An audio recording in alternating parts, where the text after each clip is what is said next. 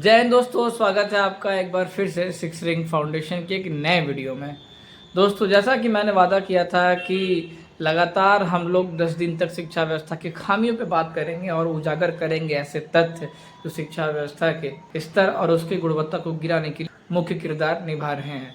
मेरे प्यारे दोस्तों, आज का वीडियो होने वाला है एक बहुत ही चर्चित समस्या पे, जिसको हम लोग जानते हैं एक खास नाम से, जिसको कहते हैं कि किसी एक विशेष सब्जेक्ट क्षेत्र में, किसी एक विशेष करियर के क्षेत्र में भीड़, जिसको हम लोग इंग्लिश में बोलेंगे crowd in specific subject area और करियर एरिया। अगर आम भाषा में बात करें तो ये वीडियो होने वाला है कि किसी एक विशेष विषय क्षेत्र में भीड़ होने की वजह से बाकी सारे क्षेत्रों में जब बच्चे जहाँ नहीं पहुँच पा रहे हैं, जहाँ लोग नहीं पहुंच पा रहे हैं, वहाँ इससे क्या नुकसान हो रहा है। किसी एक विशेष विषय क्षेत्र में भीड़ बढ़ने से शिक्षा व्यवस्था में कहाँ क्या नुकसान हो रहा है, बच्चों का क्या नुकसान हो रहा है, हमारा आप पे क्या नुकसान हो रहा है इस चीज़ से। तो वीडियो शुरू करने से पहले मैं आपको एक फ़ोटो दिखाता हूँ। ये फ़ोटो जो स्क्रीन पे चल रही है ये गुजरात से आ रही है। ये फ़ोटो काफ़ी जानी पहचानी आपको लग रही होगी। कुछ दिन पहले न्यूज़ में खबर आई थी कि ऐसे 40 पदों के लिए 800 बच्चे इंटरव्यू देने आए थे और वहाँ का सिस्टम इनको मैनेज करने में फेल हो गया, क्योंकि वो कभी इतना अंदाज़ा ही नहीं लगा पाए होंगे कि इतने सारे लोग आ जाएंगे। खैर, तो ये तो हाल है रोज़गार व्यवस्था का। शिक्षा से जुड़ा हुआ ही मुद्दा है। शिक्षा है तो रोज़गार लेने जाएंगे लोग आगे, जाहिर सी बात है। दोस्तों, दूसरी खबर आ रही है उत्तर प्रदेश से, जहां पे यूपी पुलिस की परीक्षा यूपी पुलिस में कांस्टेबल की भर्ती की परीक्षा के लिए कैसे 48 लाख बच्चों ने एग्जाम दिया।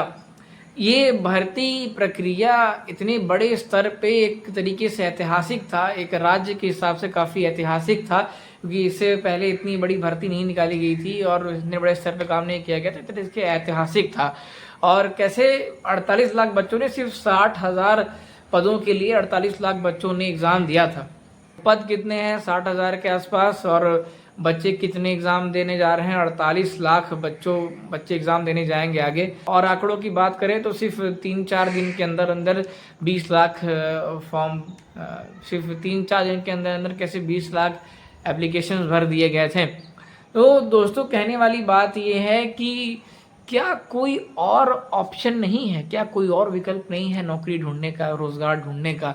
मिला जुला के कुछ ही गिने चुने विषय क्षेत्र है जहाँ पे भीड़ बहुत ज़्यादा है। वो गवर्नमेंट जॉब है, मेडिकल साइंस है, इंजीनियरिंग है, जैसे सीए वगैरह के एग्ज़ाम्स हो गए और सारी चीज़ें हैं। तो बहुत ज़्यादा भीड़ है गवर्नमेंट जॉब में और मेडिकल में, इंजीनियरिंग में बहुत ज़्यादा भीड़ हो रही है आजकल। तो दोस्तों, अब बात करेंगे कि क्या कोई और विकल्प नहीं है और इस भीड़ वाली मानसिकता से हमें आपको क्या नुकसान हो रहा है, बच्चों को क्या नुकसान हो रहा है, व्यवस्था को क्या नुकसान हो रहा है।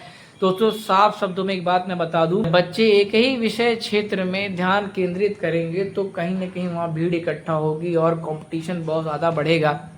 और उसके बाद और जो विषय क्षेत्र हैं जहाँ पे और अच्छा बच्चे कर सकते थे वहाँ नहीं जा पाएंगे, तो इससे कहीं ना कहीं देश का भी बहुत ज़्यादा नुकसान होता है। अब कुछ लोग कमेंट में ये कहेंगे, हमको कुछ लोग ये काउंटर करने की कोशिश करेंगे कि कंपटीशन बढ़ने से हमको बेस्ट वर्कर मिलते हैं, बेस्ट काम करने वाले लोग मिलेंगे, बेस्ट मैन पावर मिलेगा। अगर कंपटीशन रहेगा तो बेहतरीन से बेहतरीन एम्प्लॉयज़ हमें मिलेंगे, है ना। कि अगर 10 लाख बच्चों में से कोई एक चुन के आएगा तो बहुत अच्छा होगा, कोई 10,000 में से कोई एक आएगा तो बहुत अच्छा होगा, समथिंग लाइक दैट। और यही मानसिकता है कि कंपटीशन की वजह से हमको बेस्ट मैन पावर मिलता है। दोस्तों, अगर ऐसी बात है तो मैं आपको हकीकत से रूबरू करा देता हूँ। क्यों एक विशेष विषय क्षेत्र में, एक विशेष करियर के क्षेत्र में भीड़ क्यों आने लग रही है, यहाँ होने क्या लग रहा है। दोस्तों, अगर इसके पीछे हम एक साफ सुथरे लैंग्वेज में बात करें तो इसके पीछे जिम्मेदार है शिक्षा व्यवस्था में दी जाने वाली मानसिकता।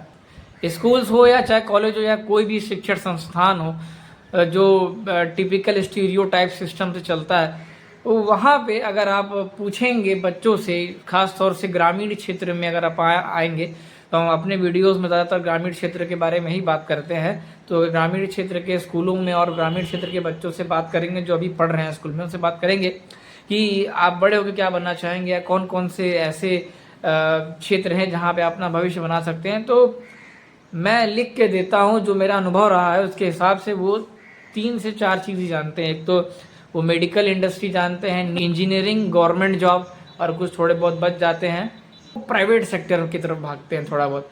अब यहाँ आपको ये लग रहा होगा कि इतने जब बड़े पैमाने पे इतने खतरनाक कंपटीशन से जब इंजीनियर डॉक्टर निकल रहे हैं तो हमारी स्थिति, भारत की स्थिति और विश्व में काफ़ी अच्छी होगी इनोवेशन के मामले में, ईजाद करने के मामले में, और मेडिकल और हेल्थ केयर के मामले में हमारी स्थिति बड़ी अच्छी होगी। मैं आपको हकीकत दोस्तों बता दिए देता हूँ। ये रिकॉर्ड जो PW ने खुद पब्लिश किया है, फिजिक्स वाला जो एक जानी मानी कोचिंग है जो नीट की तैयारी कराती है, उन्होंने खुद ये पब्लिश किया है कि नीट के एग्ज़ाम में पिछले साल 2023 में तकरीबन 20 लाख बच्चे अपीयर हुए थे। और मैं आपको बता दूं दोस्तों कि पूरे भारत में गवर्नमेंट मेडिकल कॉलेज का नंबर सिर्फ 55,000 है, उसके बाद 50,000 के आसपास प्राइवेट मेडिकल कॉलेजेस हैं, कुल मिला के 1 लाख मेडिकल सीट है अच्छी पूरे भारत के स्तर से अगर हम बात करें तो। फिर 1 लाख मेडिकल सीट्स के लिए 20-20 लाख बच्चे फॉर्म भर देते हैं। अगर आपको ये लग रहा होगा कि कंपटीशन से हमें अच्छे डॉक्टर्स मिलेंगे, कंपटीशन की वजह से अच्छे बच्चे मिलेंगे, अच्छे डॉक्टर्स मिलेंगे, तो दोस्तों ये है रिकॉर्ड भारत के हेल्थ इंडेक्स का। भारत का हेल्थ इंडेक्स पूरे विश्व में उसका स्थान 66वें नंबर पे आता है। क्या बात कर रहे हैं? जो कहीं ना कहीं एक सवाल पैदा करता है कि जो डॉक्टर्स इतने तगड़े कंपटीशन से निकल के आ रहे हैं, जो डॉक्टर्स इतने बेहतरीन कंपटीशन से इतना बेहतरीन पढ़ के आ रहे हैं, वो डॉक्टर कर क्या रहे हैं, वो व्यवस्था कर क्या रही है कि इतना कंपटीशन के बाद भी जब अच्छे बच्चे आ रहे हैं ना, कि जाहिर सी बात है कंपटीशन होगा तो अच्छे लोग हमें मिलेंगे, अच्छे डॉक्टर्स हमें मिलेंगे। तो इतने कंपटीशन के बाद भी भारत की जो हेल्थ इंडेक्स है, जो भारत का हेल्थ रैंकिंग है पूरे विश्व में 66वें स्थान पर क्यों आ रहा है।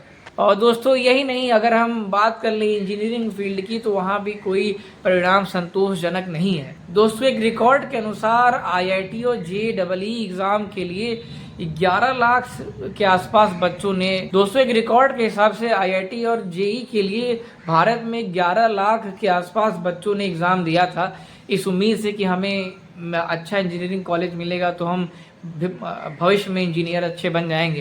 दोस्तों आपको ये जान के हैरानी होगी कि भारत में कुल IIT की सीट सिर्फ 17,000 समथिंग है, 17,000 के आसपास सीट है, जिसके लिए हर साल 10 से 15 लाख बच्चे एग्ज़ाम देते हैं। अब फिर से बात ये आती है कि कंपटीशन से जब बच्चे आएंगे तो अच्छे बच्चे निकलेंगे, बहुत दिमागदार बच्चे निकलेंगे, लेकिन ऐसा कुछ हो नहीं रहा है। अगर भारत में की इनोवेशन की रैंक की बात कर लें, इजाद के हिसाब से अगर भारत की विश्व रैंकिंग के हिसाब से बात कर लें तो भारत का इनोवेशन रैंक 44वें स्थान पर आता है। अरे बड़े खतरनाक लोग हैं। अब बड़ी विडंबना वाली बात है कि कुदरती रूप से एक सवाल लाजमी है उठना कि जब इतने खतरनाक सिस्टम से बच्चे पढ़ने के बाद, एग्जाम देने के बाद बाहर आ रहे हैं तो ये कर क्या रहे हैं। भारत देश का इनोवेशन रैंक इतना पीछे क्यों है, बावजूद इसके इतने ज़्यादा इंजीनियर्स हम लोग बना रहे हैं हर साल।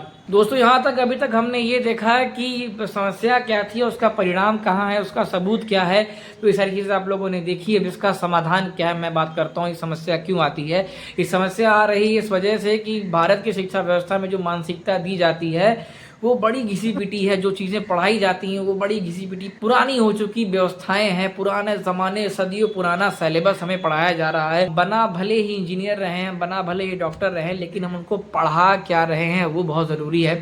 पढ़ाना, सिस्टम में चेंज आना बहुत ज़रूरी है। अगर हम लोग पढ़ाने के तरीक़ों में और क्या पढ़ाना है, कैसे पढ़ाना है, उसमें अगर हम लोग बदलाव नहीं ले आएंगे तो हम लोग लाख अच्छे इंजीनियर्स, डॉक्टर्स बना लें, हमारी परिस्थिति यही रहेगी। एक तरफ हम लोग सुपर पावर बनने का सपना देख रहे हैं और दूसरी तरफ हम लोग हेल्थ रैंक और इनोवेशन रैंक में इतनी पीछे हैं, कई देशों से हम लोग भी बहुत पीछे हैं दोस्तों। तो इसकी जिम्मेदारी हम सब की बनती है कि हम लोग खुद जागरूक हों और आगे मैसेज फैलाएं कि हमें बदलाव की ज़रूरत है, क्योंकि अभी की जो शिक्षा व्यवस्था है उससे बहुत नुकसान हो रहा है। आप खुद देख पा रहे हो, अभी मैंने आपको बताया। दोस्तों अगर लंबी बात को छोटे में समझाया जाए तो मैं ये कहूँगा कि पूरी समस्या का जड़ है भारत का सिलेबस और भारत की शिक्षा व्यवस्था में पढ़ाया जाने वाला तरीका। जिस तरीके से पढ़ाया जाता है और जो पढ़ाया जाता है वो बहुत ही पुराना है। हमको अपडेट की ज़रूरत है, अपडेट नहीं करेंगे तो यही समस्या, यही चीज़ें चलती रहेंगी। और ज़रूरत है तो बच्चों को और भी विषय क्षेत्रों के बारे में बताना, उनके पेरेंट्स को बताना, सोसाइटी को बताना कि और भी चीज़ें हैं जहां हम लोग अपना भविष्य बना सकते हैं। मैं दोस्तों आपको अपने तरफ से एक बात ये बता दूं कि और भी कौन से विषय क्षेत्र हैं जहां पे आप अपना करियर बना सकते हैं। खास तौर से ग्रामीण क्षेत्र के जो बच्चे हमारी बात गौर से सुने कि भविष्य में एंटरप्रेन्योरशिप और बिजनेस में, उद्योग और बिजनेस में बहुत ज़्यादा स्कोप बढ़ने वाला है। लोग उसको भी धड़ल्ले से कर रहे हैं, उसकी पढ़ाई कर रहे हैं। उसके साथ साथ डिजिटलाइजेशन, साइबर सिक्योरिटी और साइबर लॉ में भी बहुत बेहतरीन स्कोप बनने वाला है। गेम बनाने में, वीएफएक्स और ग्राफिक्स में भी बहुत, जो कंप्यूटर साइंस की फील्ड है, अच्छा करियर ऑप्शन बन सकता है आपके लिए। उसके बाद भविष्य में, आने वाले भविष्य में एस्ट्रोनॉमी और खगोल विज्ञान में भी अच्छा करियर बनने वाला है। कई सारी एजेंसीज जो स्पेस टूरिज्म के ऊपर फोकस कर रही हैं, रॉकेट साइंस पे, इसका भी करियर बहुत ही बेहतरीन आगे होने वाला है। उसी के साथ साथ एग्रीकल्चर साइंस और बायोटेक्नोलॉजी में भी बहुत बेहतरीन करियर ऑप्शन बन सकता है आपका। तो इन सारी भविष्य के क्षेत्रों में ऐसे बहुत सारे तमाम भविष्य के क्षेत्र हैं जो उनको आपको जानना चाहिए, समझना चाहिए और उसमें भी अपनी रुचि बनानी चाहिए।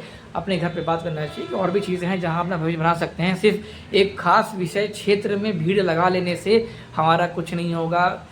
सिर्फ होगा कुछ ऐसा कि इन सारी व्यवस्थाओं का फ़ायदा कोचिंग सेंटर्स को मिलेगा। बहुत सारे बच्चे की कोचिंग में जाएंगे, उनको फीस आप देंगे, फैंसी महंगी फीस आप देंगे। वो एक खोखली मानसिकता आपको सिखाएंगे, समझाएंगे और वही मानसिकता वो हर बच्चों को बोलेंगे कि आइए आपका एडमिशन हो रहा है, आपका भी सिलेक्शन हो जाएगा। इस तरीके से वो सबसे कहेंगे और एक खोखली मानसिकता बेचेंगे, मोटे फीस लेंगे आपसे।